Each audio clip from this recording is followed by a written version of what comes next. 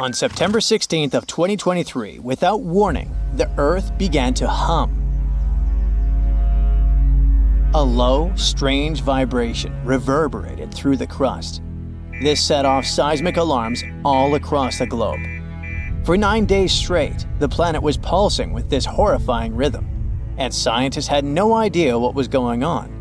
Meanwhile, the total disaster was happening in Greenland. It wasn't an earthquake. They knew that much.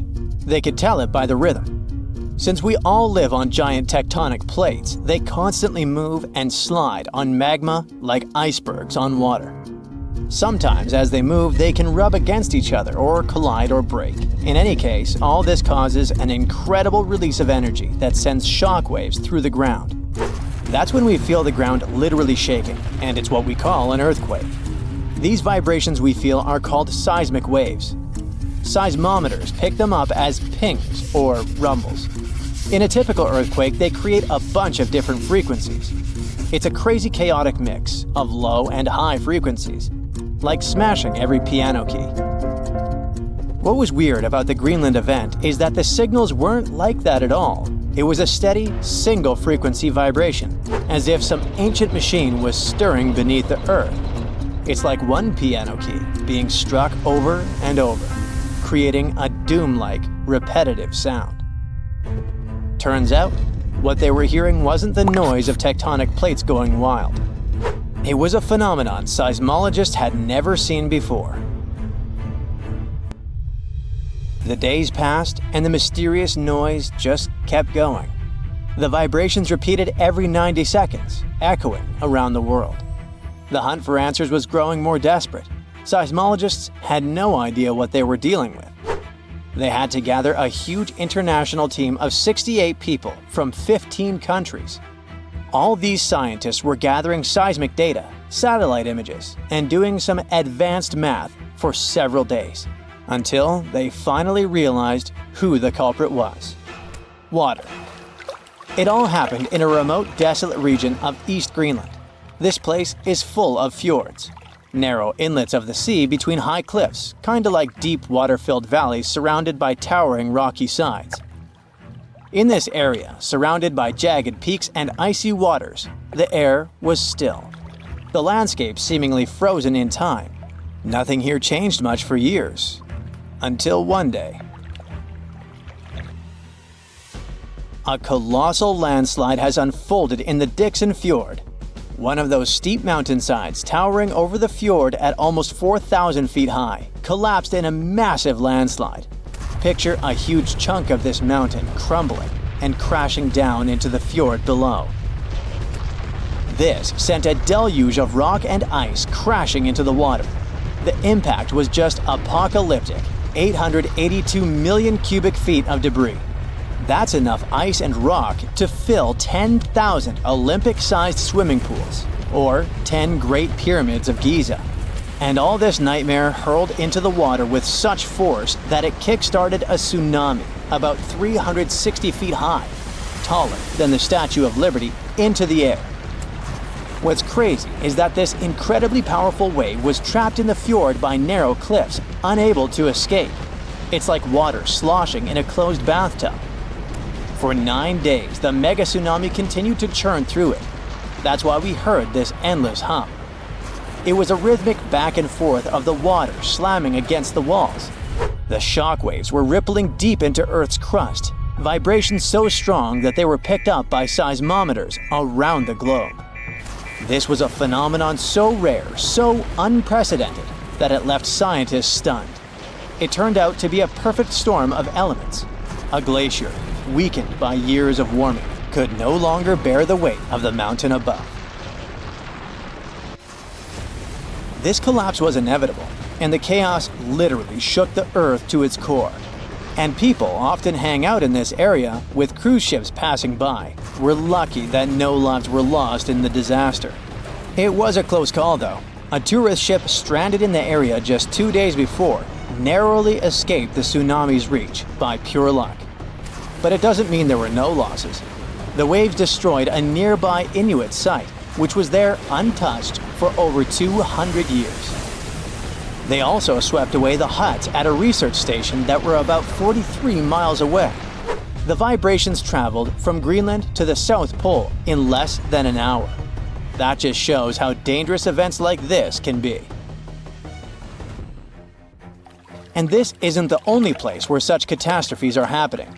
In the beautiful California community of Rancho Palos Verdes, the ground is shifting so quickly that it's tearing homes apart. The land there has always been kinda unstable. It has some unique geology. It's built on soft, clay-rich soil and sits on a geological fault line, which makes it prone to landslides. This means that this land is prone to slow, natural shifting over many years, even when no crazy weather is happening. It's been like this for decades, but usually it's slow and pretty manageable, like about a foot a year. Imagine a tree that you played with as a kid moving 20 feet to the left as you grow up. For decades, residents adapted. They built their homes on adjustable beams. This helped the houses to move with the land, and that strategy worked well until now. Recently, things have been getting much worse in the community. Now, the land is moving by a foot in a single week. That would be like if the same tree moved almost 960 feet since you were a child. The past 2 years have also caused some heavy rains, and the weather has been getting worse. This increased water content in the soil. The land became heavier and more prone to rapid movement. Now, this once idyllic seaside escape turned into a disaster zone.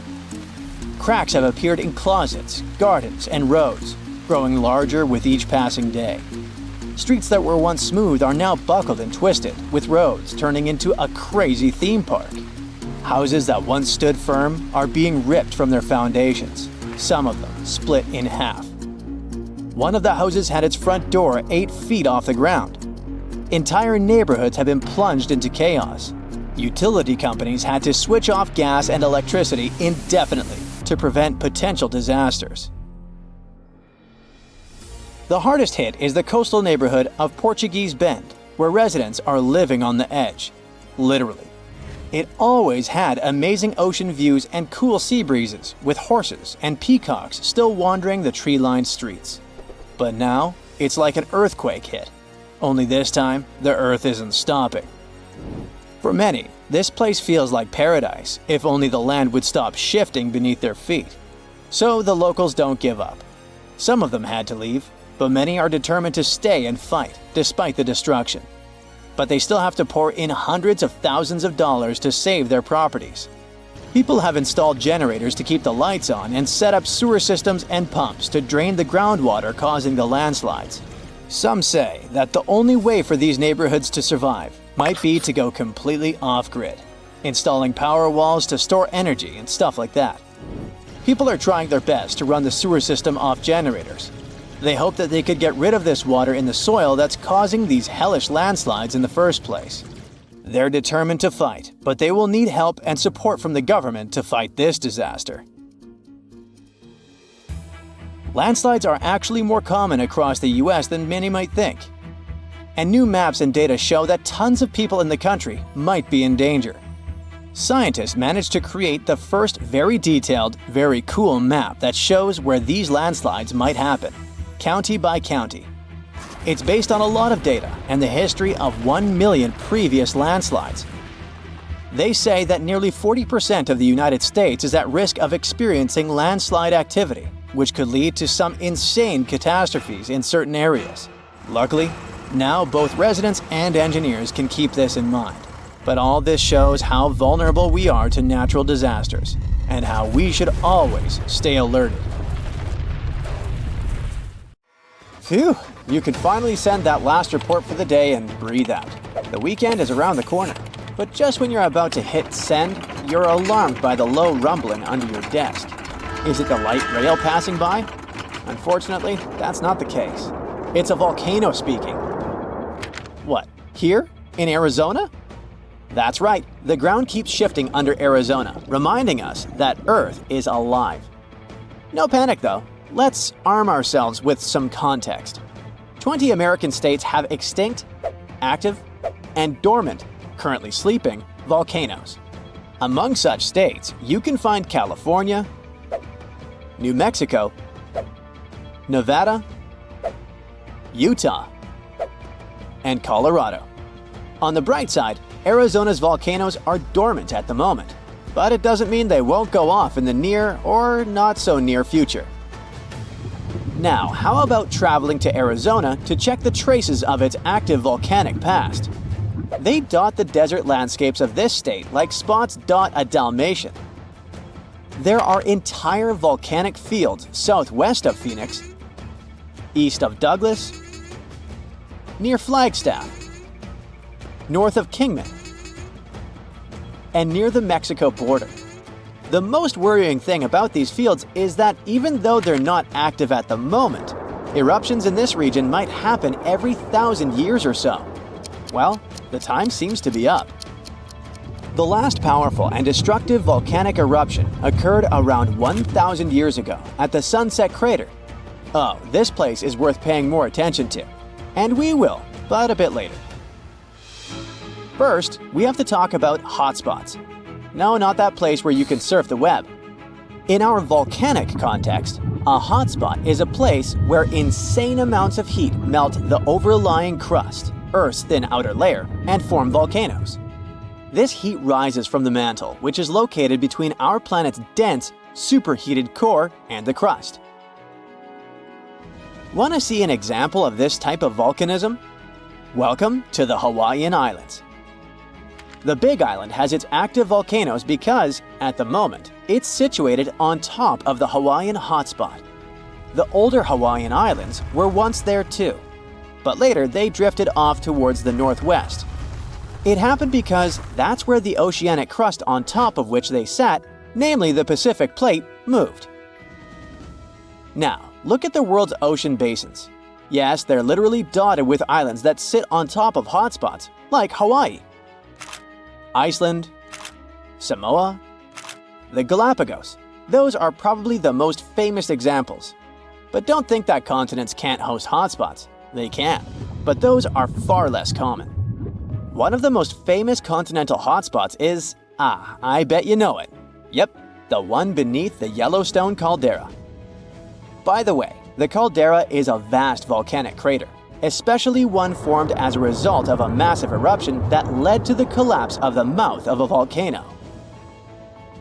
The Yellowstone hotspot is basically the creator of Old Faithful and the rest of the hot springs and mud pots for which the national park is famous. Speaking of Old Faithful, let's make a small detour and pay more attention to this wonder of nature. It's one of the most well-known geysers in the world. People have been coming from all over the globe to see it for more than a century.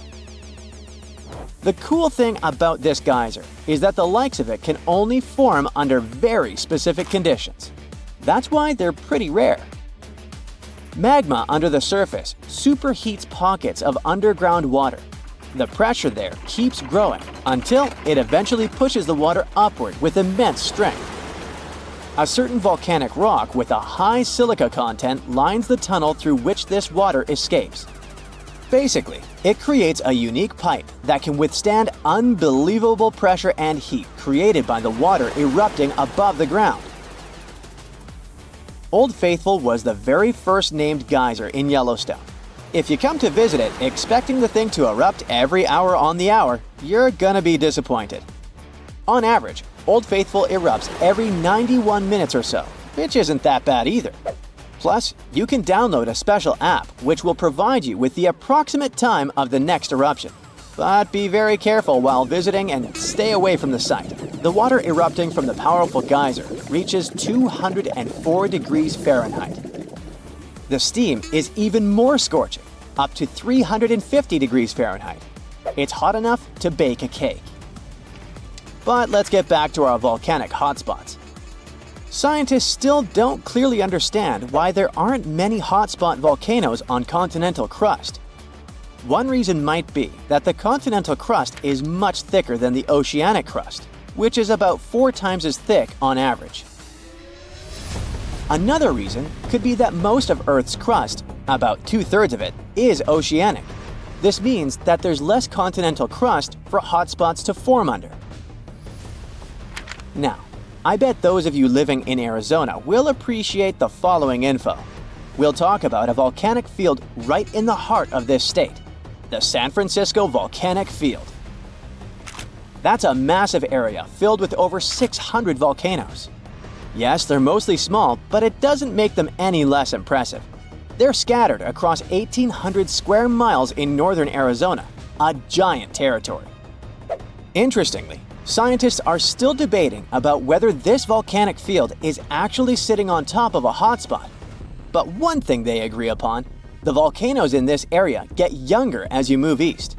And this pattern matches up with the North American plate moving west over what could be a stationary hotspot beneath the surface of our planet. Cool, huh? The volcanic hullabaloo in that area started around 6 million years ago. So, in geological terms, it's relatively young. As for the most recent eruption, it happened less than 1,000 years ago. The Sunset Crater, which I mentioned before, the one near Flagstaff, is the most famous vent from that eruption. The Sinagua people had to leave their homes at Wupatki Pueblo because of the eruption. That site is now part of the Wupatki National Monument. There, you can see how people lived in this volcanic region many years ago. If you go to explore this area, you'll notice that most of the volcanoes there are basalt cinder cones, small and steep. The Colorado Plateau has quite dry weather conditions. That's why the volcanoes haven't worn down much. Some of the best examples of those cones, like this one, called the SP crater, still look like they appeared yesterday. But look around. It's not just cinder cones. The San Francisco Volcanic Field also has a stratovolcano, as well as some lava domes that formed from volcanic rocks with more silica than basalt you can find in places like Hawaii. It means they're thicker and don't flow as easily. Anyway, the stratovolcano is going to be one of the most epic sights you'll come across while exploring this volcanic field. Well, not the stratovolcano itself, but the San Francisco peaks, the remains of that giant formation. They stand tall at more than 12,600 feet. That's 4.5 Burj Khalifas placed on top of one another. It makes the peaks some of the biggest landmarks in northern Arizona. They're not only stunning, but also sacred to the Native American people who have lived in the area for many generations.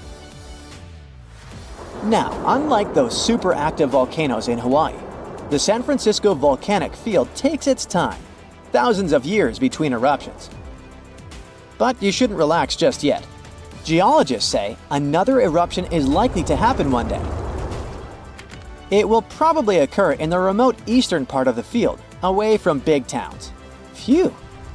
And if that next eruption is anything like the one that formed Sunset Crater, it would be quite the show. Lava fountains and rivers of lava flowing. At the same time, the next eruption might not happen for centuries, maybe even millennia. Until then, the San Francisco Volcanic Field will remain a hidden gem of volcanic history, waiting for its next fiery performance.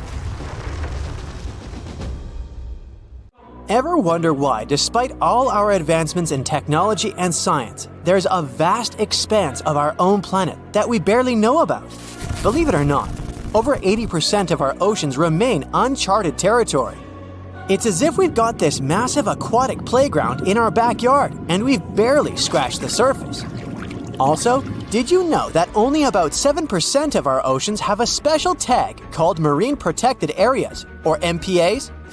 How come this colossal body of water that envelops most of our planet is also among the most vulnerable and misunderstood spaces in the universe? Pressure has a lot to do with it. Our deep ocean is a beast of a place with no visibility, freezing temperatures, and pressure that's so intense that in certain areas it would make you feel like you're having the weight of 50 jumbo jets on your body. No wonder we're having an easier time sending people into space than to the bottom of the ocean. The deeper you go into the waters, the more pressure piles up. But let's not forget we have tech on our side, right? Scientists now use these cool satellite technologies that track the color of the ocean to check how much phytoplankton is there, for example. Why is this important, you might ask? because these little plant-like critters are actually pretty major players in our big blue oceans.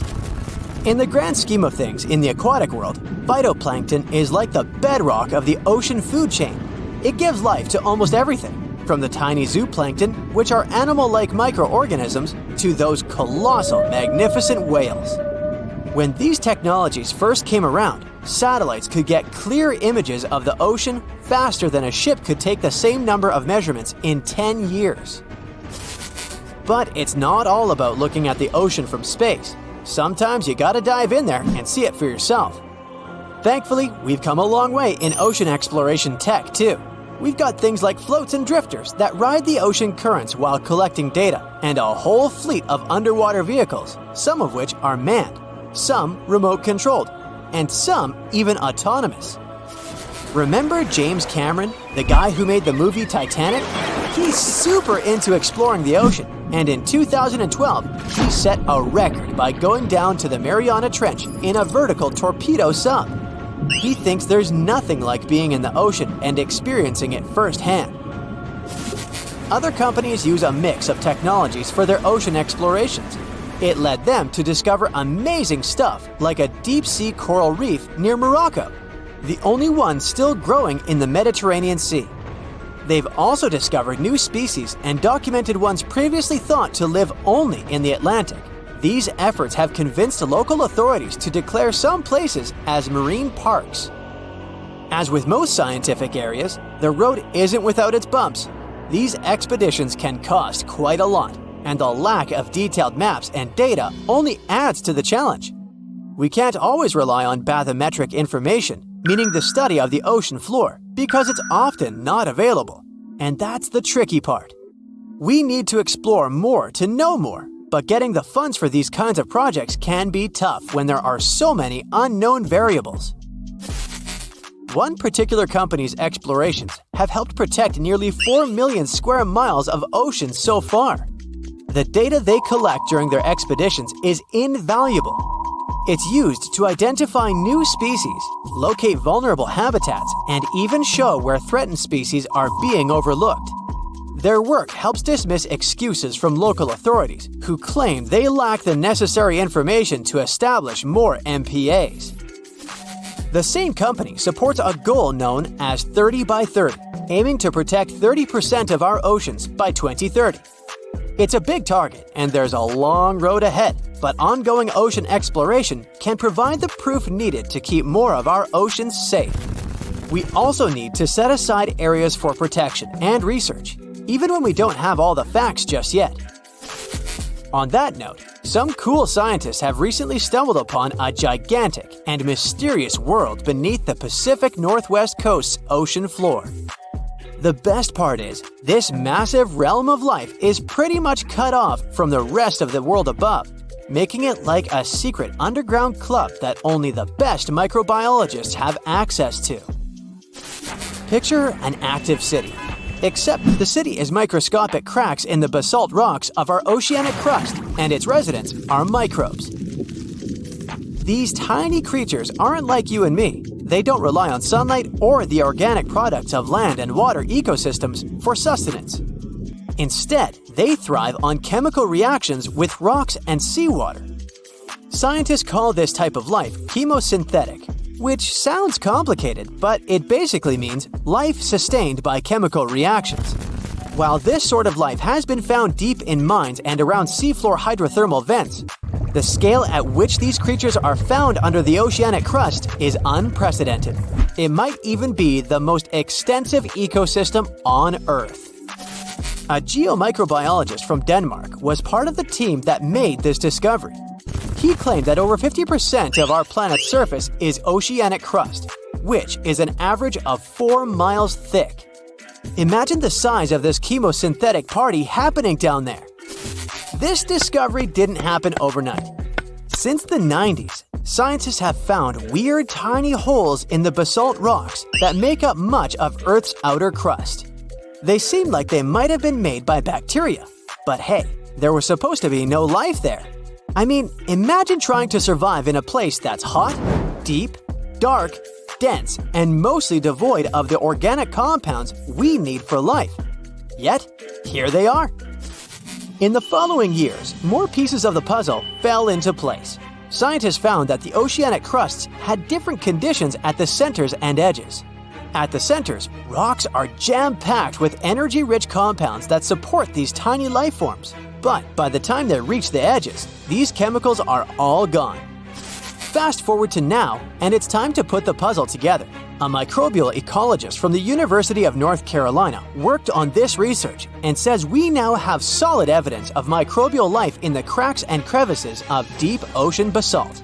The next question scientists asked was, how far does this life extend? Researchers collected samples of crust from a plate roughly 120 miles off of Washington's coast, drilling deep beneath the ocean's surface. What they found down there was remarkable. The life down there runs on a unique fuel, hydrogen. Yep, in the absence of sunlight, hydrogen provides the energy for all their biological processes. These microbes use hydrogen to transform carbon dioxide into organic matter. This matter and other byproducts, like methane, then fuel other organisms, creating a network of life. Of course, the life down there isn't as complex as the one we know up here. Scientists doubt there will be any multicellular life under the ocean because it's too hot and energy poor. But hey, who knows? This universe under our oceans still has a lot to reveal. This whole thing is significant for many reasons. First, it confirms that life can exist in places without oxygen, which changes our perspective on where we can find life. This makes us wonder if life could exist under similar conditions on other planets, where surface conditions might be too harsh. The implications on Earth are also profound. If a large portion of life exists in the oceanic crust, then our understanding of life on our own planet could be completely changed.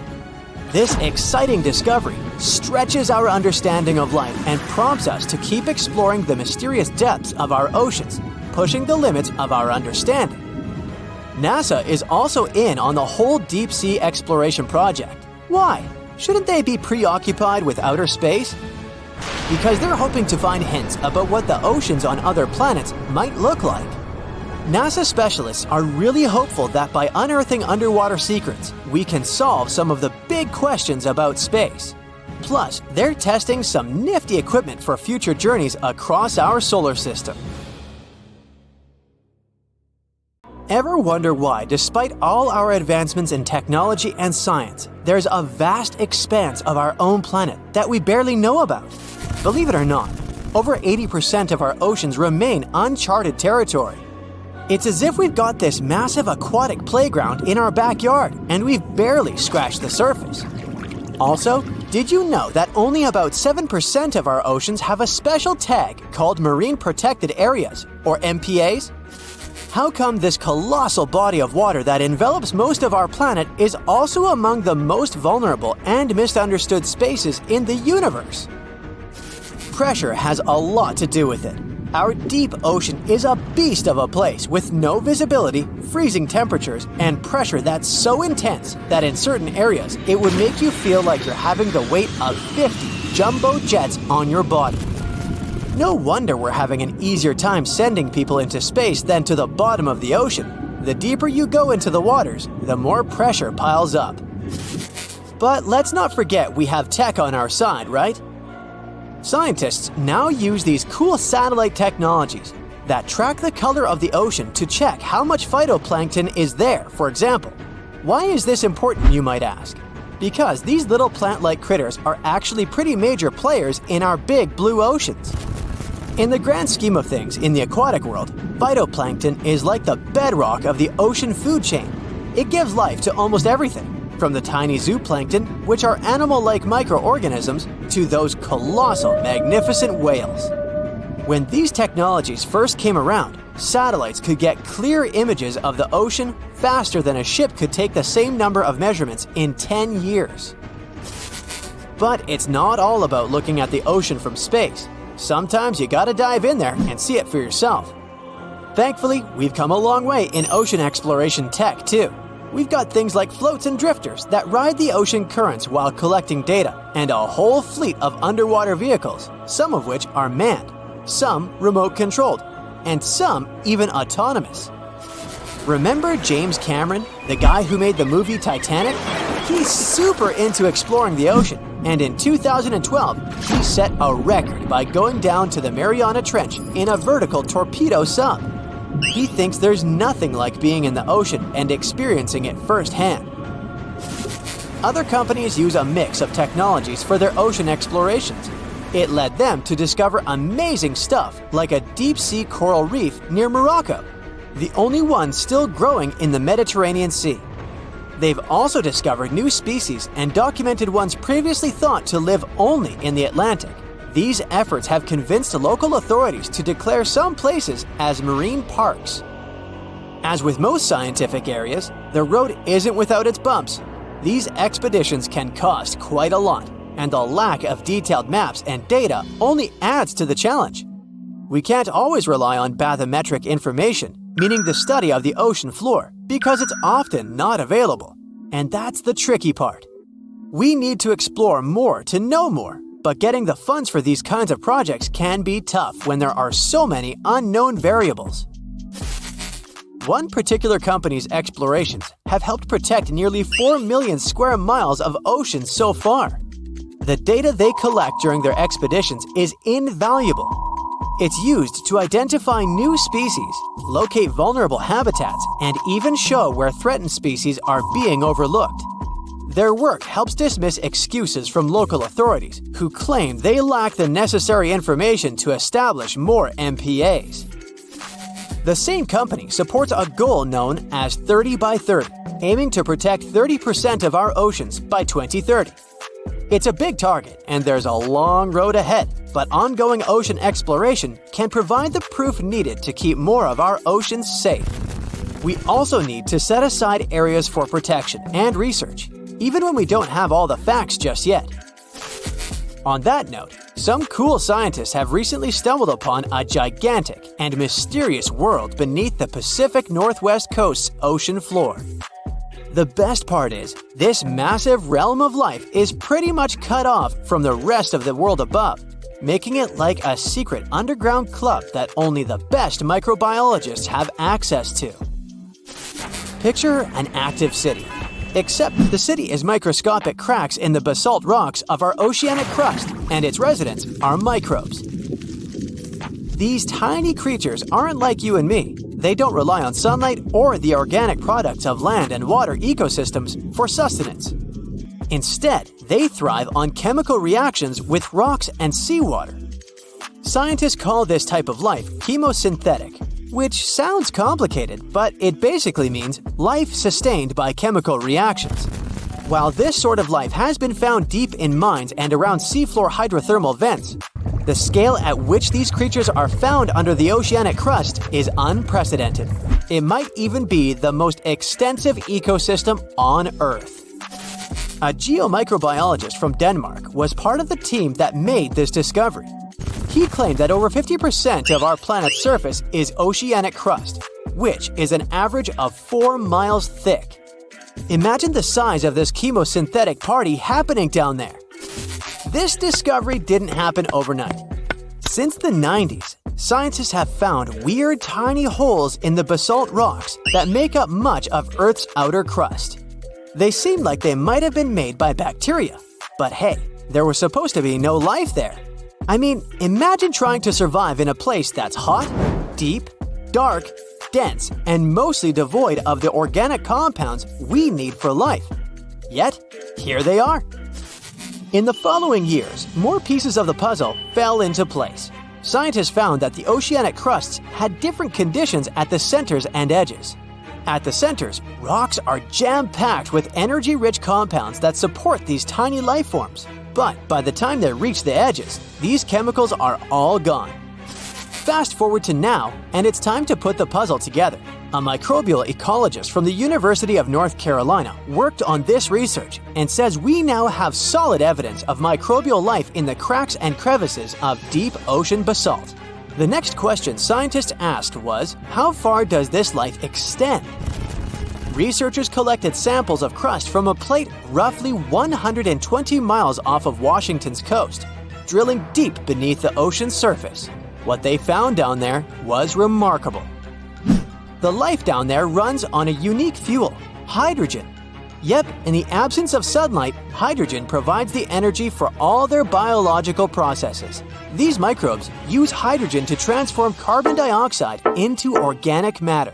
This matter and other byproducts, like methane, then fuel other organisms, creating a network of life. Of course, the life down there isn't as complex as the one we know up here.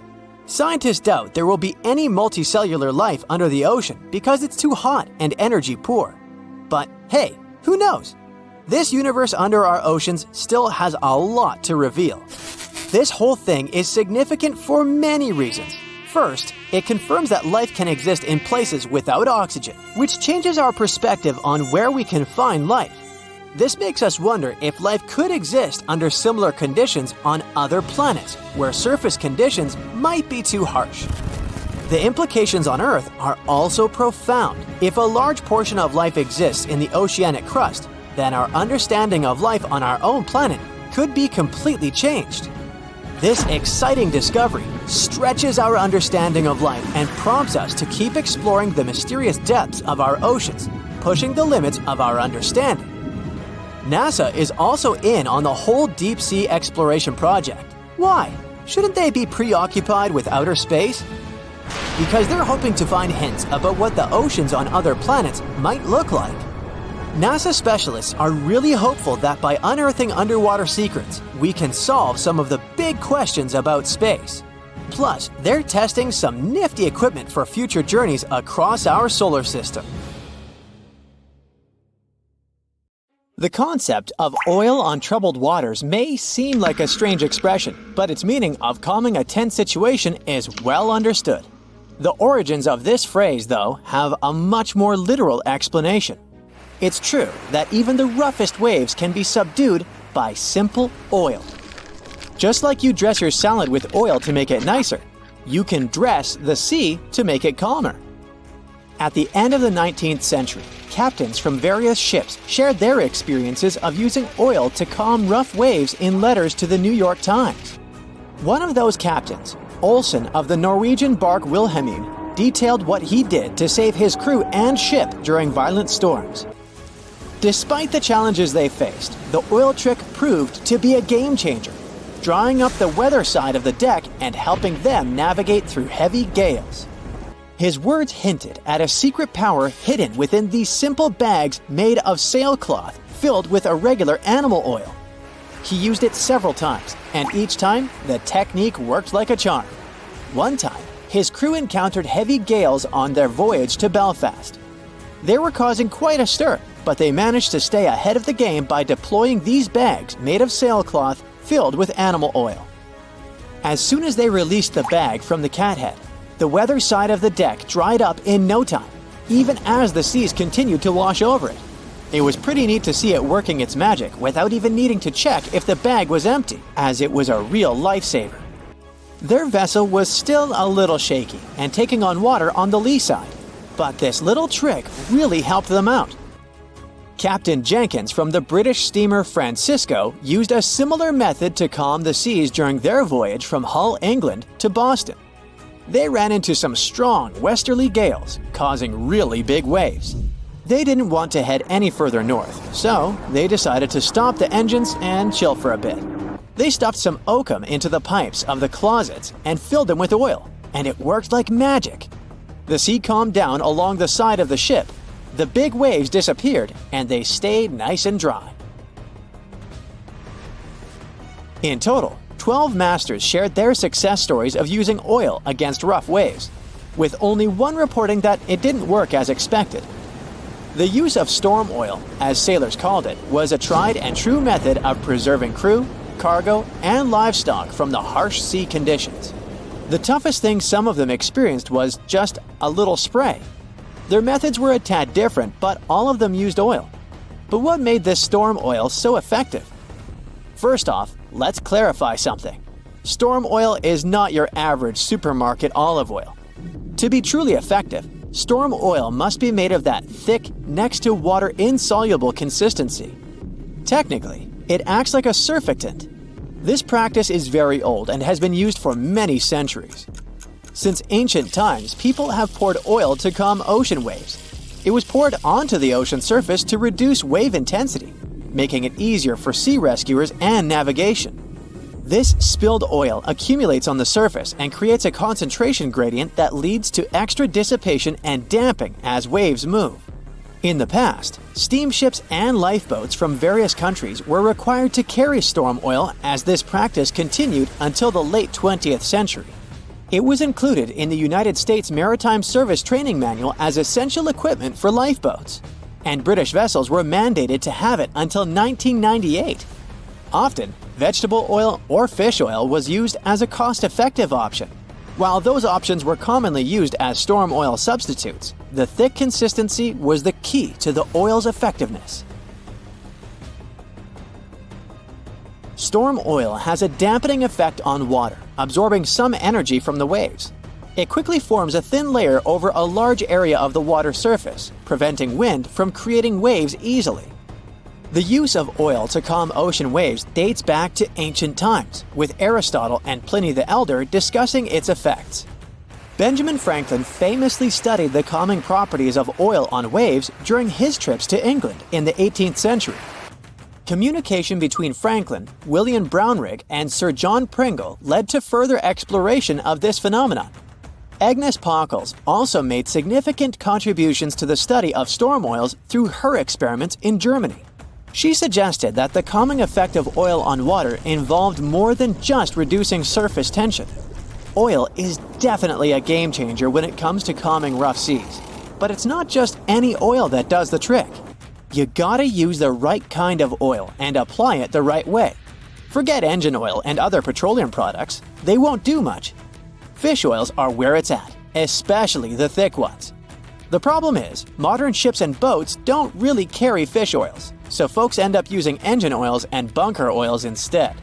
Not surprising that they don't see the calming effects they were hoping for. Back in the day, the Coast Guard used to carry a little tank of oil for rescue missions in choppy waters, but they stopped that practice ages ago. You can't just pour the oil on the water. You gotta let it leak out gradually, drop by drop. The best way is to hang a bag of cod liver oil or something like that over the side of the boat. The oil seeps out through the bag onto the water surface and smooths out the waves. Not only does the oil calm things down, but it also stops the wind from messing with the surface. Just a bit of the right oil, like a gallon or so, can flatten out a huge area around the boat. Believe it or not, tossing oil into the sea used to be allowed. Steamships and lifeboats were actually required to have equipment to slowly release oil during storms. The lifeboats on the Titanic fell under British law from 1894, which said they had to carry oil for bad weather. Now for the science part, as oil decreases water's surface tension, preventing those pesky waves from breaking. It's like adding an invisible layer over the water that makes it super smooth. So, when you pour some oil into water, the molecules don't clump up as they spread out to form a super thin layer.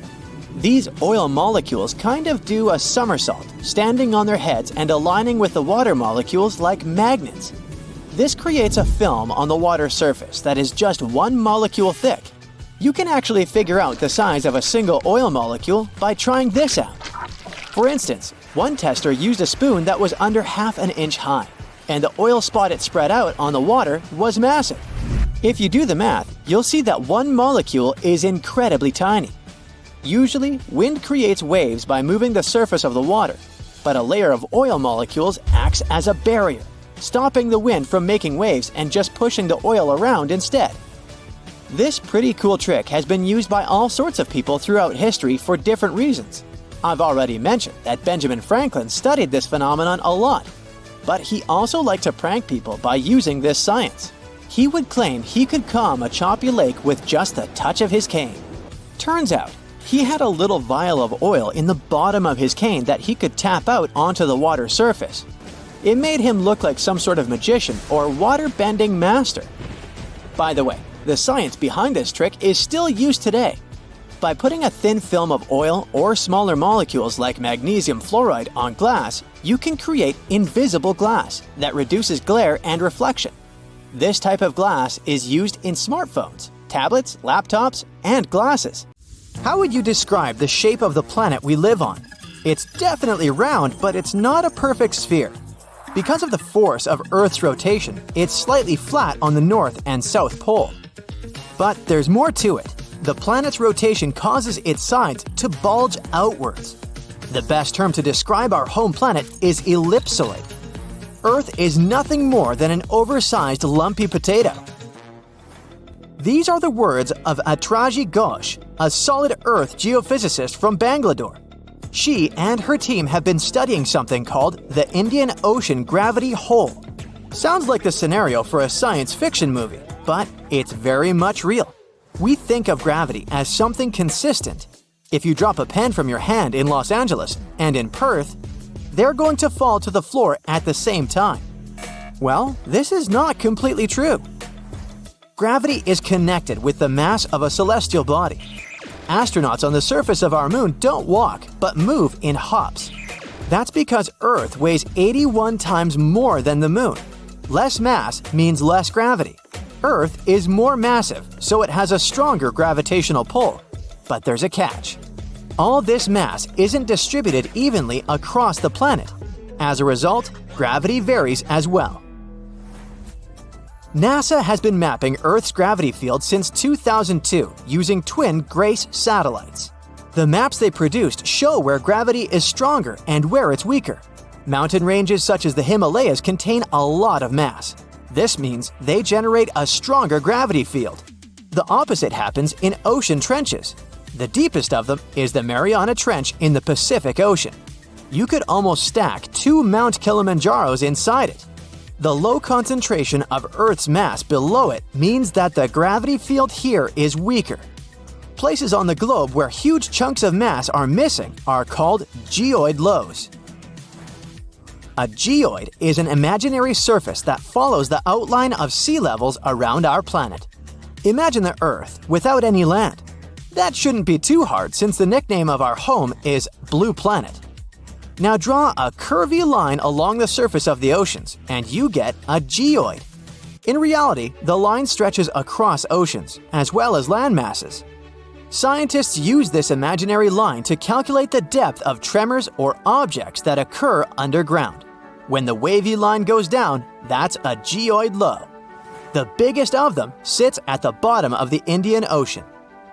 The first to discover it was a Dutch geophysicist in 1948. He was performing a gravity survey from a ship. The man noticed that sea levels dipped over 320 feet below the global average. The gravity hole got the official name Indian Ocean Geoid Low. It spans well over 1 million square miles off the southern coast of India.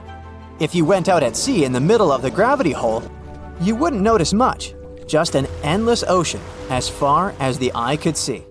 The only way to measure the dip in gravity is through extensive geophysical measurements and calculations.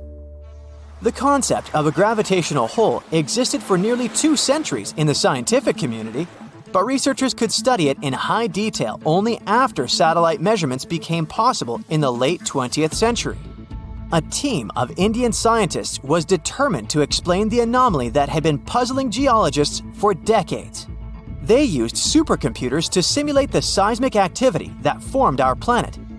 A total of 19 simulations revealed how tectonic plates moved across the span of over 140 million years. This was during the Cretaceous period, the time when T-Rex roamed the Earth. Nearly a third of the possible scenarios produced a geoid low, similar to the one in the Indian Ocean. The most important factor in these models was the presence of magma plumes. These are places inside the Earth's mantle where lava flows upwards. The mantle sits between the planet's outer core and the thin crust we walk upon. The magma in the mantle plume is hotter than the surrounding rocks. The heat it generates melts and thins the crust. This creates hotspots that are brimming with volcanic activity. Yellowstone National Park and the Hawaiian Islands sit atop such hotspots. The Indian team of scientists linked the presence of magma plumes to the formation of the geoid low. Their source was an ancient ocean that disappeared tens of millions of years ago. It was located where the Himalayan mountain range sits today. Evidence of this lie in the marine rocks researchers found on the world's tallest mountains. The oceans ceased to exist when India's landmass separated from the supercontinent called Gondwana. It drifted north and merged with the rest of the Asian continent. At the time, the Eurasian supercontinent was called Laurasia. The Indian tectonic plate went down inside the mantle. It ended up under the African continent. This landmass contained a lot of crystallized material which was quite dense. When the sinking plate of the former ocean reached it, plumes of magma spilled out. As a result, low-density materials ended up closer to Earth's surface. Density is used to calculate mass, and if you remember our lesson in physics from the beginning of the video, less mass translates into a weaker gravity field. Scientists believe this is how the geoid low in the Indian Ocean formed some 20 million years ago. At this point in prehistory, the Earth looked a lot like it does today. There were vast grasslands, and whales swam in the seas. Geophysicists who created the computer model cannot tell for sure what will happen in the future. Ghosh thinks it's possible that the gravity hole in the Indian Ocean will remain in place for a long time. But plate movements can also cause the anomaly to fully disappear in the coming eons. Earth's tectonic plates are constantly shifting. They define the shape of our continents and oceans. Experts study plate movements to get a picture of how our world looked millions of years ago. However, telling Earth's geologic future is much more complex. The gravity hole in the Indian Ocean is the biggest, but it's not the only one in the world. Other areas with low gravity include the island of Cuba and the Bahamas. On the opposite side of the spectrum are the Philippines. Here, gravity is stronger than normal, but the poles are the places with the strongest pull to them. They are the closest to the center of the Earth. If you stand directly on the North or the South Pole, you are 3,950 miles from the planet's core. At sea level on the equator, this distance increases by more than 13 miles. Earth's gravitational field also has an effect on your weight. At the equator, you weigh 1% less than you do on the poles. The South Pole is maybe more suitable for this experiment because there is actually ground there. But gravity is the strongest at the North Pole in the middle of the Arctic Ocean. This is where scientists in 2013 recorded the highest gravitational acceleration on the planet. This is the rate a falling object speeds up in free fall. The acceleration depends on the strength of gravity. When a team of researchers from a university in Perth set out to map these gravity changes, they discovered something interesting. Gravitational acceleration was the highest at the surface of the Arctic Ocean. This is something they expect to find, but the location of the lowest acceleration point amazed them. It wasn't on the equator as they assumed. The spot lay more than 600 miles south of it at Mount Huascarán in Peru. Scientists believe that the mountain's height had an effect on the phenomenon. This peak in the Andes is the highest point in the South American country. Hypothetically speaking, if a human falls from a height of 330 feet here, they will reach the ground 16 milliseconds later than if they performed the same stunt in the Arctic.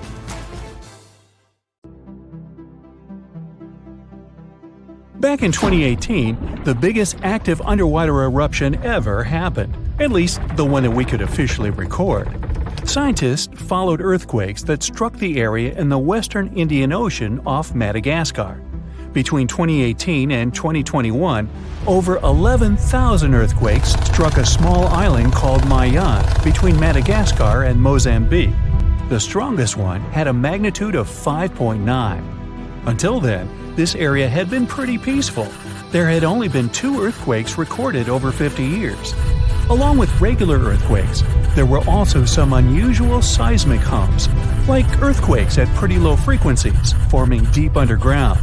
People couldn't feel those hums at the surface, but researchers around the world discovered them and realized they were related to volcanic activity no one actually noticed coming. Something strange happened. That underwater eruption created a giant skyscraper-sized volcano.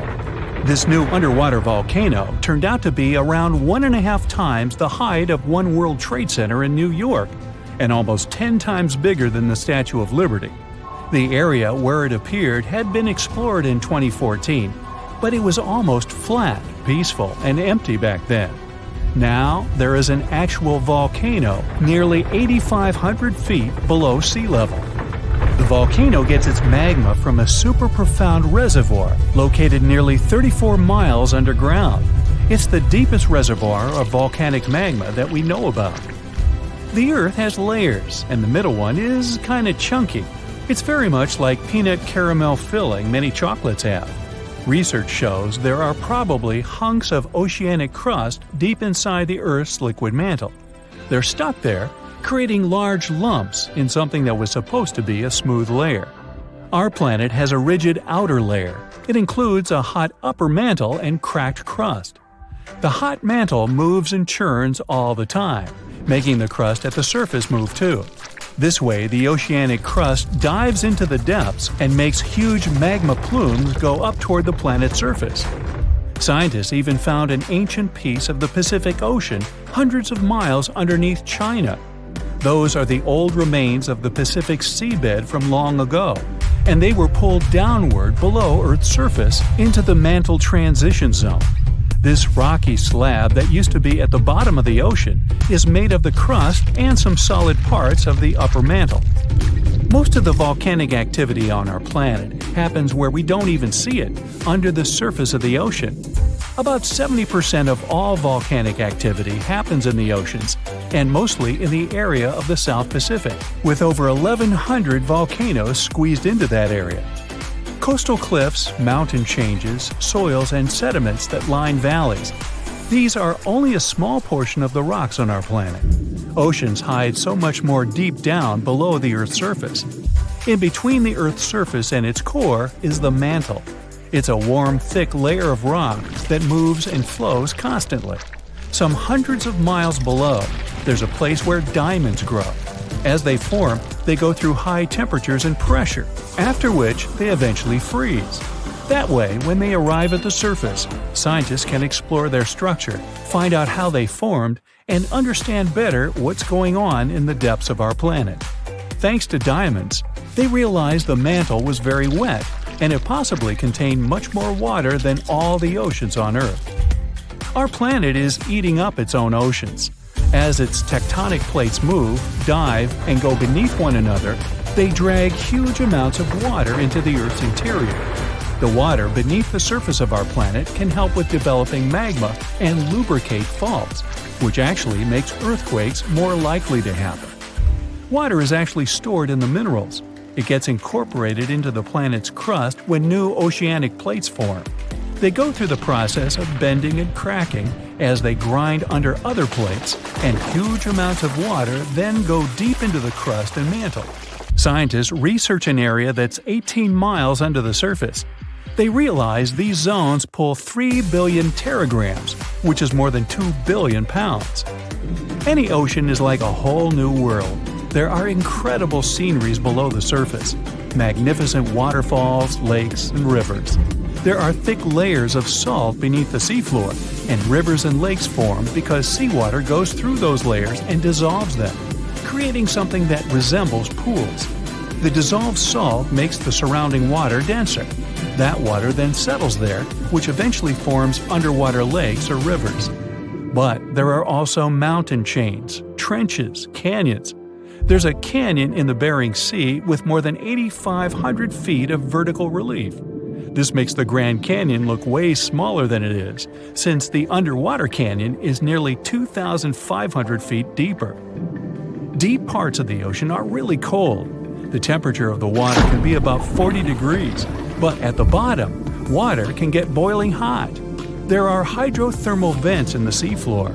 Those are the hot springs located at the edges of tectonic plates.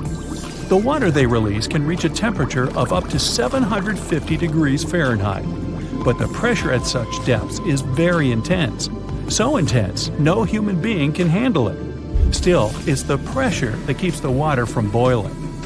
Ocean depth is on average 2.3 miles. Light waves can still enter at 3,280 feet, even though it's in a very small amount. So all the mysteries hidden below that point remain in total darkness. The actual illuminated part of the ocean goes until 600 feet. Even though the sun gives us light, Most of our planet is dark all the time. It's all because of the oceans, covering over 70% of our planet. The loudest sound that came from an ocean, and of the loudest sounds ever recorded, came from an ice quake. It was so loud, researchers picked it up by sensors more than 3,000 miles away. There was a seismic activity that made frozen ground break down. The Antarctic ice sheet is bigger than the continental part of the United States and Mexico together.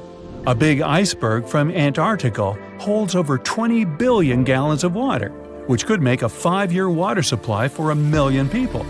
Humans can generally drink sea ice, although we can't drink sea water. As time goes by and the ice ages, the brine trapped between ice crystals drains out. That way, ice becomes fresh enough to consume it. If all the ice sheets and glaciers we have on the Earth melted at the same time, the sea level would rise another 260 feet, which is just a little shorter than the Statue of Liberty, the height of a 26-story building. Clams lived long enough to tell us more about oceans past. Ancient mollusks can live for more than 500 years. To learn more about a tree, you can use its rings to see how old it is. To learn how old a mollusk is, you can examine its rings within the shell and tell. This is also how scientists get information about the ocean, climate, and whatsoever. Clams can help take a look at what happened about 1,000 years ago. The Earth doesn't have 4 but 5 oceans now. The new one, called the Southern Ocean, was officially recognized only a few months ago. It borders the Atlantic, Pacific, and Indian Oceans, so scientists couldn't agree if it's really a new ocean or just part of the colder regions of these 3. We don't only divide oceans on maps. Each has different conditions for unique marine species. For example, the Southern Ocean has leopard seals, orcas, minke whales, emperor penguins, and other animals that live in cold, icy seas. It's also home to krill, small creatures that look like shrimp and are food for many bigger animals that live there. Life on our planet started about 3.5 billion years ago. I wasn't around then. It's still a mystery how and when exactly, but some theories say life could have first emerged in the depths of the ocean. A few years ago, scientists found microscopic tubes and filaments within rocks formed about 4 billion years ago. These rocks are fragments of ancient oceanic crust. Also, these tiny tubes and filaments are similar to microbes that can still be found on hydrothermal vents in deep parts of the ocean. The idea is these living cells found conditions to stay alive in tiny rocky pores inside the chimneys of those vents, and started the amazing adventure of the evolution of life on our planet. For years, scientists have been struggling to explain bizarre sounds, some repeating, some heard only once, that come from the dark depths of the ocean. From bewildering hums to worrying bloops, the water transmits outlandish acoustic phenomena. One of these mysterious noises got named the upsweep. For the first time, this long train of sounds was registered in 1991 in the Pacific Ocean. One of the most unusual things about this signal is that it keeps changing, as if trying to confuse researchers even more. Like some unearthly howl, it varies from high to low frequencies and then back again, and you can hear it better in the spring and fall than in the winter and summer. Why the upsweep? It's simple. The sound travels from the bottom of the ocean towards its surface, as if sweeping up. Scientists do have a theory explaining this phenomenon: the activity of undersea volcanoes. Hot lava pouring into ice-cold ocean water could theoretically create such noises, but there's no proof found yet. Plus, the sound has been declining since 1991, even though it can still be detected. The bloop is the name given to an ultra-low frequency and incredibly powerful underwater sound that was recorded in 1997 by the U.S. National Oceanic and Atmospheric Administration. The bloop continued for approximately 1 minute. Having started from a low rumble, it gradually rose in frequency. It also kinda mimicked the noise created by marine animals, but its volume was so great that no living creature known to science could have made it. When the bloop occurred, underwater microphones managed to record it from a distance of 3,000 miles away. Rumor has it that the noise might have something to do with the fictional half-octopus monster Cthulhu, or some other colossal deep-water creature. But if you don't believe in monsters, science has another explanation: iceberg fracturing. The thing is that icequakes recorded in the Scotia Sea resemble the mysterious bloop a bit too much for it to be a coincidence. The whistle resembles this annoying sound when a kettle of boiling water is telling you it's time to make a cup of tea. But even though it may not be as blood-curdling as some other bizarre ocean sounds, it doesn't make it any less mysterious. Plus, the whistle is very elusive. In 1997, only one underwater microphone was able to pick it up, and therefore, researchers didn't manage to pinpoint the source of the noise. The most likely cause of the sound is an eruption of one of the submarine volcanoes. Have you ever heard of Julia? No, not your neighbor. I'm talking about this otherworldly sound. Listen to it. It was recorded in 1999 by the U.S. National Oceanic and Atmospheric Administration. The source of the sound was most likely a large iceberg that ran aground somewhere in Antarctica. The sound was so loud that it was heard over a huge territory, and its duration was about 2 minutes and 43 seconds. Slow down. That's the name given to a sound recorded in 1997 in the equatorial Pacific Ocean.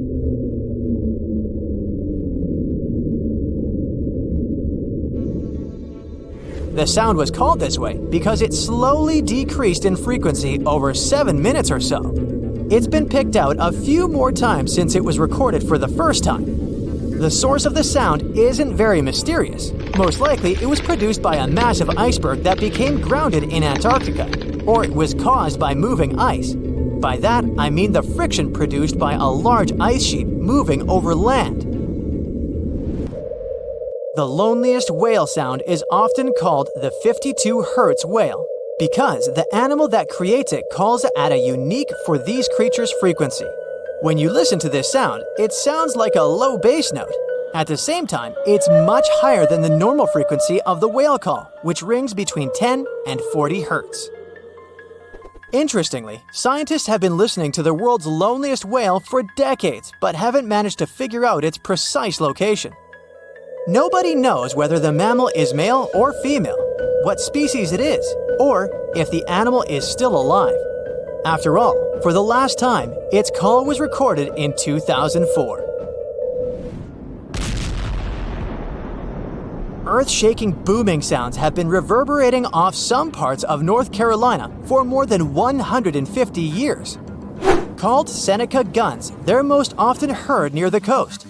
The sounds are so powerful that they often rattle window panes and sometimes vibrate entire buildings. They can last from 1 to almost 10 seconds.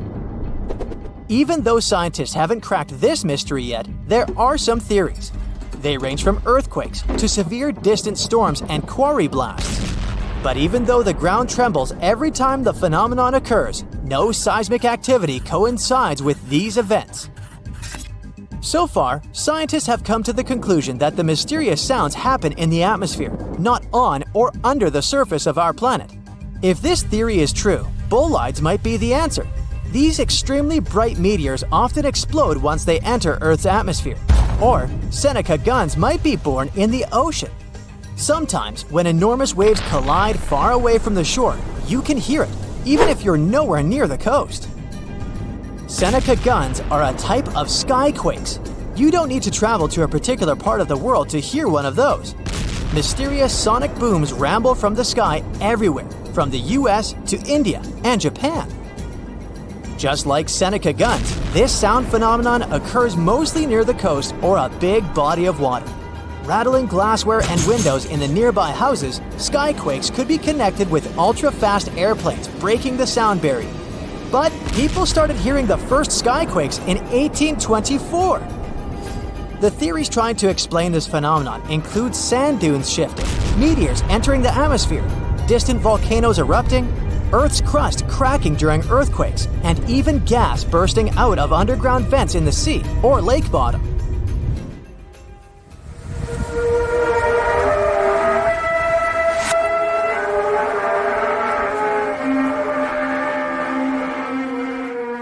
different countries all over the world, people get paralyzed with fear after hearing otherworldly trumpet sounds that seem to be coming from the sky.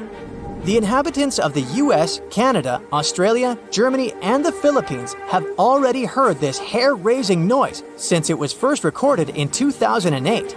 These sounds are sometimes called the sound of apocalypse. And although until recently nobody could understand the origin of the sounds, NASA claims that there is nothing to be afraid of. The noise can be coming from our own planet. Usually, it's quiet and thus inaudible to the human ear. But when it gets louder, the outcome is the very trumpet sounds that scare people all over the world. Bristol hum started in the 1970s when hundreds of Bristol inhabitants began to talk about a bizarre noise audible only at night. The noise was a low-level hum, and nobody could identify or trace the source of the sound. But the strangest thing about the noise was that one day, it stopped as abruptly as it started, but not before people in other towns across Britain reported hearing similar sounds. Some time ago, the mysterious sound returned. In 2015, a group of French scientists claimed that they had solved the mystery of the Bristol hum. They stated that the culprit was ocean waves that made the ocean floor vibrate. But while it was all good and well, it didn't explain why the sound was around for only several years or why it chose to return. If you ever come to the town of Taos in New Mexico, don't let another strange and unexplained phenomenon send you running for the hills. This phenomenon is a faint, low-frequency hum ringing in the desert air and grating on your nerves. Even stranger, only 2% of people who live in Taos hear this noise. But for those who do, it's unstoppable torture. On top of that, everyone describes the sound in a different way, from a quiet whir to an eerie hum or even persistent buzz. And while some people believe that the Taos hum is the result of unusual acoustics, the others suspect a bad case of mass hysteria. No one has located the origin of the hum yet. On a sunny day, a man was diving in shallow waters near South Africa. At one point, he saw something that didn't catch his eye at first. A pile of shells that looked as if it had been put together. Maybe by some other diver, he must have told himself. But out of all these shells came the most unusual of creatures, an octopus. The gorgeous underwater animal looked straight at the man before swimming away. Impressed by his new acquaintance, the diver started visiting the octopus every day.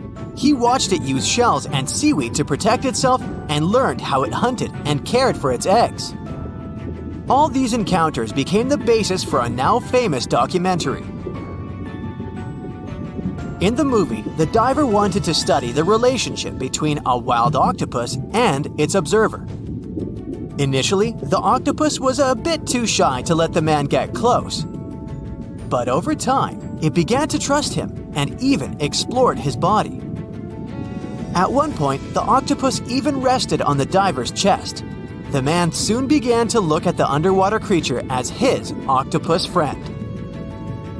Sure, the documentary did make it look like a true friendship, but that was most likely because of all the close-ups and eerie music. But you can't really know what the octopus is thinking. Maybe what looks like tenderness is just curiosity or confusion. Maybe an apparent hug is really just a defense mechanism. Some people may love octopuses, but can they really be friends with a human? Until they learn to talk, I guess we'll never know. That doesn't make an octopus less of an interesting creature, though. Apart from those quirky sets of tentacles, obviously, octopuses have another characteristic that sets them apart from other sea creatures. A recent study that involved studying the footage of octopuses living underwater shows that they sometimes develop this unusual behavior. They seem to throw things at each other on purpose. It can be anything from dirt from the bottom of the sea to shells or rocks. Octopuses are known to be solitary creatures, so when something or someone, like an underwater camera person, gets too close to them, they might lash out. Just as we have yet to discover the limits of our galaxies and constellations, we know very little about the bottom of the sea. It's one of the reasons why we find it so hard to explain the behavior of some underwater creatures. The truth is, we don't have good enough technology able to deal with harsh conditions and a limited amount of light underwater. You might have asked yourself at one point, what's the deepest part of the ocean? It's called the Mariana Trench. We don't really know exactly how deep this giant hole is, since it's too difficult to measure, but it's somewhere around 6.8 miles deep and 5 times longer than the Grand Canyon.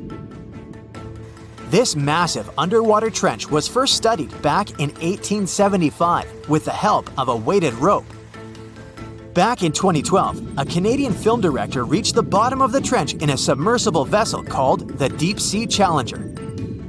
Some of the most bizarre creatures on the planet were discovered here, including the Dumbo octopus, the sea cucumber, and the goblin shark. The Mariana Trench got its name from the nearby Mariana Islands, which were named Las Marianas in honor of Spanish Queen Mariana of Austria. The Mariana Trench might be the deepest part of the ocean that we know of. But one other mysterious phenomenon that's interesting for researchers is called phantom bottoms. In the late 1940s, when the sonar became standard equipment, ships and submarines noticed unexpected signals coming from the ocean. Those signals came from areas where no seafloor was supposed to exist. What's even more mysterious is that this fake seafloor appeared to move. One researcher at Scripps University found out that these phantom bottoms showing on maps were indeed alive. They were made out of a layer of jellyfish, shrimps, and other deep-sea creatures. The reason why they move is that they rise to the surface at night to feed. To top it all off, even the way these creatures move is kinda calculated. They don't just move randomly, but seem to gather together by species. We used to believe underwater animals behave this way only to avoid being caught by predators. It's a mystery to scientists why they group in the same way to form a fake seabed. Our curiosity about the deep waters doesn't stop at the seafloor. If you went on a vacation to the beach when you were young, you probably remember the fun of digging in the sand. As the hole got deeper, you may have asked yourself, could I dig all the way to the other side of the earth? None of us have ever found out. Our parents took us home when it got dark and chilly. Scientists are more reasonable when it comes to this subject. For starters, they know the best place to start digging would be underwater, since those regions are already deeper than what we can find on land. They also do not have the ambition to drill a tunnel through Earth. It's not even possible. That's mostly because of the extreme heat and pressure inside our planet. Even if we could technically dig a tunnel, it would not be safe to travel through it. However, reaching the mantle and retrieving a sample would be a huge scientific achievement, similar to landing on the moon. What we live on is called Earth's crust. Underneath it, there are other layers called the mantle, outer core, and inner core. Researchers have been trying to drill into Earth's mantle since the 1960s, but they haven't succeeded. Some failed due to technical issues, and others were unlucky and chose the wrong places to drill. Our planet's mantle is made of molten rock. Wouldn't that be dangerous if we ever reached it? Scientists say we have nothing to worry about, though. If and when the drillers eventually pierce through the crust underwater, hot molten rock won't pop up the hole and spill onto the seafloor like it would during a volcanic eruption. Mantle rocks aren't solid, sure, but they move slowly, at the same speed as your fingernails grow. Another of those famous deep-sea mysteries is that of the 1997 bloop. You heard that right. I'm talking about a weird sound that seemed to come from deep under the waves.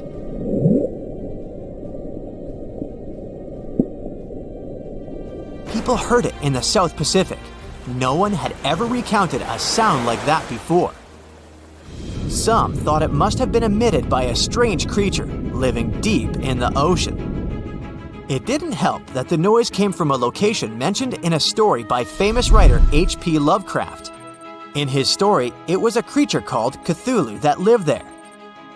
In the novel, the author described it as a large, human-like monster with tentacles on its face and wings on its back. For many years, people tried to figure out where the noise came from. It wasn't until 2005 that they concluded it was from icebergs breaking off of glaciers. Some people still don't believe that this explanation truly makes sense and are searching for a different reason for the bloop. If creatures living outside of our planet ever decided to come to visit, you wouldn't expect them to go straight to the bottom of the sea, right? Well, some people claim there's a sort of spaceship on the ocean floor, discovered in 2011. It's basically an oval-shaped object located on the bottom of the Baltic Sea. In 2012, a team of divers explored the anomaly and found what appeared to be a staircase and other structures on its surface. This only added to the belief that the large object had been made by someone and wasn't just a natural phenomenon. Even more bizarre, close to the unidentified anomaly, the explorers' electrical equipment, like sonar instruments and satellite phones, started to malfunction. Some scientists believe it just to be a glacial deposit or some other natural formation, but they still don't know for sure what it is. Oh wow, there's a hole in the bottom of the ocean! It seems that the ocean has a leak, but it's not like a leak you would expect, where water is flowing out. It's more like a spring since water is flowing in, not out. This unique leak is something we know as Pythia's oasis. A grad student was the one who accidentally discovered it. He noticed bubbles that were rising to the surface. Normally, bubbles in the ocean tell us there might be some hydrothermal vents, which are hotspots for some pretty cool things. These vents are actually like hot springs on the seafloor, but instead of bubbling with warm water, they release a fluid that has been superheated in the crust of our planet.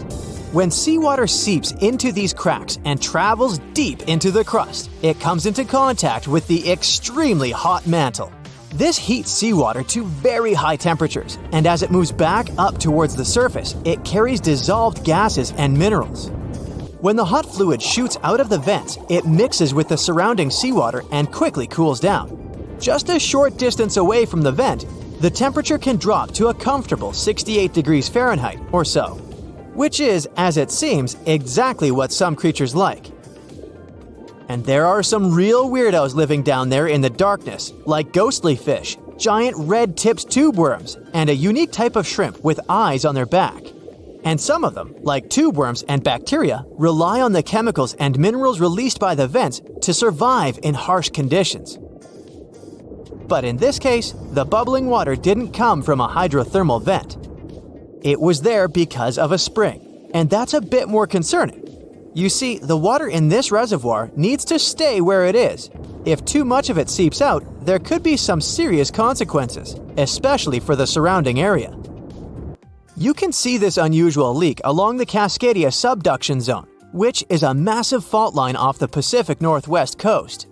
It's a place where two pretty big plates that make up Earth's crust come together and slide along each other. The water from Pythia's oasis kinda acts as a lubricant between these plates. You can think of the fault zone as an air hockey table. When the fluid pressure is high, it's like you've turned the air on. That means the friction between the plates is reduced, which allows the plates to move. But if the fluid pressure is lower, the two plates can lock together, which then leads to the buildup of stress. Not that they'll feel bad. In the context of tectonic plates, stress is some pressure or force that can cause deformation. And if this stress starts to build up, at some point, it's gotta go somewhere. When it's too much, it can trigger earthquakes and most likely, not small ones.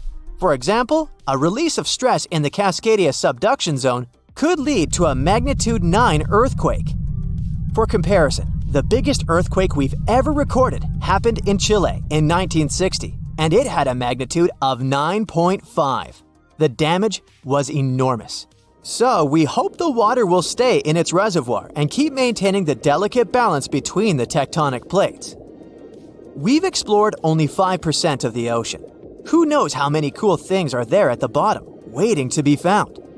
For example, check out these mysterious holes scientists have stumbled upon in the depths of the Atlantic Ocean, near the Azores. They're neatly aligned and are about 4 inches apart, or in some cases, even several feet. They resemble punctures left by a sewing machine. Some think these holes could have a biological origin. For instance, some fish may have made them while walking along the seafloor. Others believe we could be looking at something that's human-made, maybe left by a spiked tire. Of course, such holes are perfect for making up stories about creatures from other planets who allegedly made them. Or maybe even legendary monsters, like that one from Loch Ness. It's definitely hard to explain such symmetry of the holes, but one deep-sea biologist offered a pretty good explanation. He said there could be an animal burrowing beneath the sediment, and from time to time, it could make little chimneys just to get access to clean water circulation in its small burrow.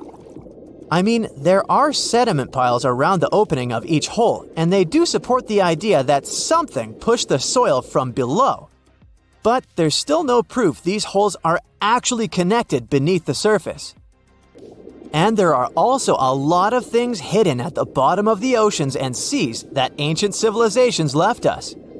For instance, archaeologists made a really cool discovery off the southern coast of Croatia, a road hidden under layers of sea mud that's 7,000 years old.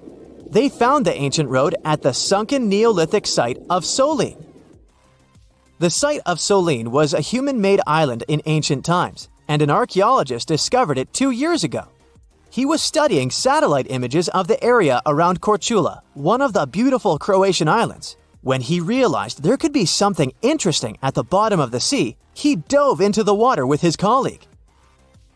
And under the surface of the Adriatic Sea, which is part of the Mediterranean Sea, at a depth of 13 to 16 feet, they found stone walls that were most likely part of some ancient settlement. The landmass where people built the settlement was separated from the main island by a narrow stretch of land. Luckily, this area is protected from big waves by the surrounding islands, so the site remained relatively well preserved. It's now hidden beneath the surface of the sea and covered in mud. But it's so exciting to imagine how people walked on that road nearly 7,000 years ago, visiting nearby settlements. If you want to see the weirdest creatures, you can always head to the bottom of the sea. Actually, scientists have determined there could be more than 30 potentially new species at the bottom of the Pacific Ocean. They've collected them using their remote-controlled vehicle. That's a big step because until recently, they could only study such creatures through photographs. I'm talking about segmented worms, different types of coral, some invertebrates similar to centipedes, and many others. But there are also many old freaky creatures that we already know about that look like they came from sci-fi movies. Red octopus, blobfish. Okay, this one kinda looks normal until you raise it to the surface. The goblin shark, Sloane's viperfish, zombie worms. Ugh. Yeah, I hear ya. Let's move on. The seafloor hides things from space too. There are traces of rare forms of plutonium and iron at the bottom of the Pacific Ocean. And what's awesome is that all this has come from space. These radioactive materials probably formed during some kind of cataclysmic event in space and eventually made their way out to our beautiful home planet. And this extraterrestrial debris most likely appeared on Earth within the past 10 million years. After it fell to the Pacific Ocean and settled at a depth of almost a mile, it became part of all those layers of rock down there. Plutonium is especially exciting for scientists. I mean, only tiny amounts of it have been found. Hundreds of atoms maybe. But it's still remarkable because these atoms are created by exploding stars. Things like this can help us better understand how the universe produces elements heavier than iron, like plutonium, gold, uranium, and platinum. We're still not sure about the origins of these elements. For a long time, scientists believed that supernovae, which is when a star comes to its end in a fabulous explosion, were responsible for creating these heavy elements. But it seems it's not just that. Some other cosmic events, such as the collision of neutron stars, which are super dense collapsed stars, or some rare types of supernovae, could also be involved. Whoa, let me get my popcorn. If all the volcanoes on Earth suddenly erupted together, it'd be loud. We'd also have around 1,500 of these formations bursting at once. Now normally it's just 10 to 20 volcanoes that are active each day. But what would the world look like if they all blew their tops simultaneously? Geologists think it wouldn't be pretty. Even if only the land volcanoes erupted together, it would set off a chain reaction way worse than anything we've ever seen before. The two big problems would be ash and volcanic gases. While the explosions in lava would be damaging for people nearby, the real danger lies in what happens next. A thick layer of ash would cover the planet, blocking out sunlight completely. No sunlight means no photosynthesis, which means crops would fade away and temperatures would drop considerably. And all this ash cloud could remain in our atmosphere for up to 10 years. Now, ash aside, there's also acid rain to worry about. Volcanic gases like hydrochloric acid and sulfur dioxide would mix with the atmosphere and fall back down as acid rain. This type of weather would harm the groundwater and ocean surfaces. Even if humans would find a way to survive up to this point, we'd have no corals and no other sea creatures around. Scientists have seen similar events in Earth's history at a smaller scale. Big volcanic eruptions have been linked to mass extinctions. When Mount Pinatubo erupted in 1991, it cooled parts of the world for 2 years. But the extra carbon dioxide from these eruptions could also heat the planet, the same way we turn our stoves to broil for that extra crispy layer on our casserole. Geologists also mentioned that there's evidence in our atmosphere that stuff like this may have happened in the distant past. During the Cretaceous period, carbon dioxide levels were way higher than today, which made it difficult for marine life to thrive. Who would survive all this? Probably just some extremophiles, these organisms that survive in harsh conditions like hot springs or deep undersea vents. As for humans, we could all lay low in underground bunkers until things clear up, or build multiple space stations that could fit us all. Yeah, right. The chances of all volcanoes erupting at once, though, are very slim. Whew! That's because there isn't one giant source supplying all the volcanoes on Earth. Each one of these openings has its own deposit of magma, except for a few cases where they indeed share the supply. For example, in 1912, Nova Rupta in Alaska erupted alongside another volcano sharing magma. Scientists have also found evidence of magma hiding under volcanic areas, like under the Taupau volcanic zone in New Zealand. This magma can spread out horizontally for long distances, but is still just a local feature. Even if we consider all the magma under Taupau as one system, it's not connected to other volcanic areas like Indonesia or the Philippines. Because the great majority are isolated, volcanoes can't sync up to erupt at once. The magma comes from different processes like mantle decompression or adding water to the mantle through subduction. There's no way to make all these different volcanoes erupt together because of how tectonics work. Now, that doesn't mean we won't see interesting volcano activity in the future. Take an underwater area near British Columbia, where recently about 200 small earthquakes per hour have been noted. Deep beneath the Pacific Ocean floor, off the coast of Vancouver Island, magma is set to erupt, heating the water so much that it'll bubble like soda. However, this event will likely go unnoticed by anyone other than scientists. The anticipated eruption will most likely happen around 3 miles below the ocean surface. Scientists explain that the earthquakes range from negative to 4.1 magnitude, meaning only those nearby would feel any tremors. This unusual activity gives us a rare opportunity to study how the Earth's crust forms. The magma beneath the ocean floor is estimated to be almost 1,500 degrees Fahrenheit, but will cool rapidly upon eruption and contact with water. This runny rock will solidify upon contact with the seafloor, turning black quickly. This event will be useful for biologists too, who will have the opportunity to study the marine animals' response to any changes, like run! Antarctica, often seen as a vast icy continent, also holds a volcanic surprise beneath its frozen surface. Researchers have identified over 130 under the western ice sheet alone, making it the largest volcanic region on Earth. Most of these volcanoes, about 90, were only recently discovered in 2017. But could any of these Antarctic volcanoes actually erupt? Well, it depends on which volcano we're talking about. While these formations are relatively young in geologic terms, it's hard for scientists to tell if they're still active or not. There are only 2 confirmed active volcanoes in Antarctica, Deception Island and Mount Erebus. The latter, standing tall as the highest peak on the continent, has been continuously erupting since at least 1972. It's known for emitting gas and steam, and sometimes even throwing out rocks in what are called strombolian eruptions. One of its most notable features is a persistent lava lake in its crater, a rare phenomenon due to specific conditions needed to keep the surface molten. For instance, it's fueled by a steady supply of magma from deep within the Earth's mantle. This continuous inflow of molten rock provides the material for the lava lake to exist. It also features low ambient temperatures.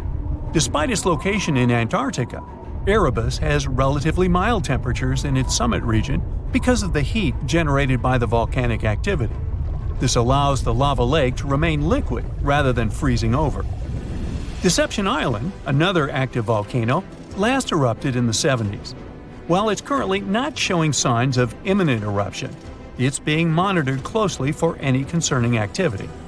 Apart from these 2 being confirmed to be active, Antarctica is dotted with fumaroles, openings in the Earth's crust that release gases and vapors.